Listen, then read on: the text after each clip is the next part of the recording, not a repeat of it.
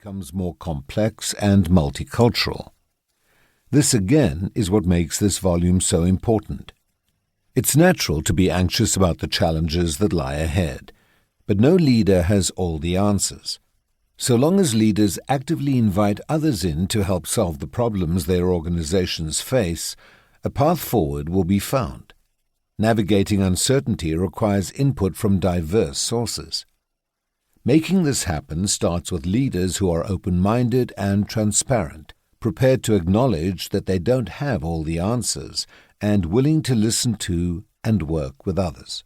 Even when we fully recognize the intellectual merits of these statements, it can be emotionally challenging to put them into practice. Yet we still need to act, moving ahead with purpose rather than being paralyzed by indecision.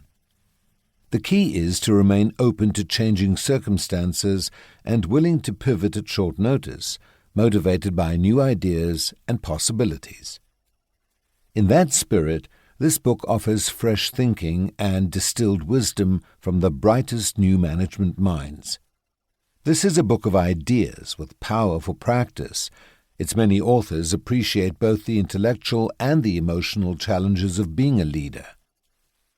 Although they point to skills and practices that can be difficult to develop, there is much in the sections ahead to help you do just that.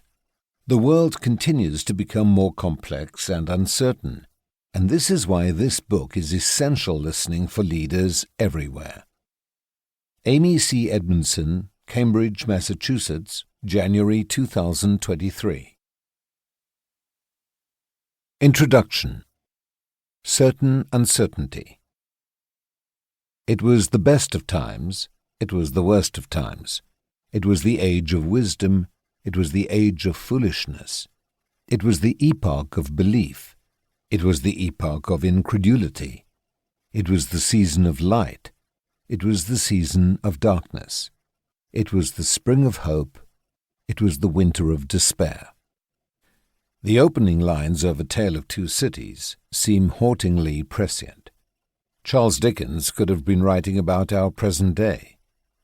As we emerge from the fog of the COVID-19 pandemic into a world threatened by a previously unthinkable war in Europe and a global climate crisis, and reflect on what we have learned, only one thing seems certain, that we live in an age of uncertainty.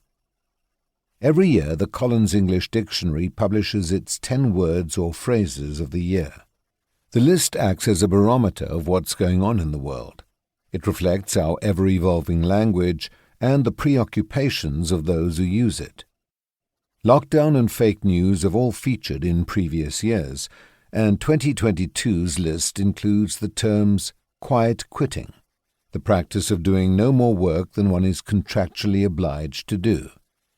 But the winner, the word of the year in 2022, permacrisis, an extended period of instability and insecurity, especially one resulting from a series of catastrophic events. It is this unsettled and unsettling new reality that we must all confront.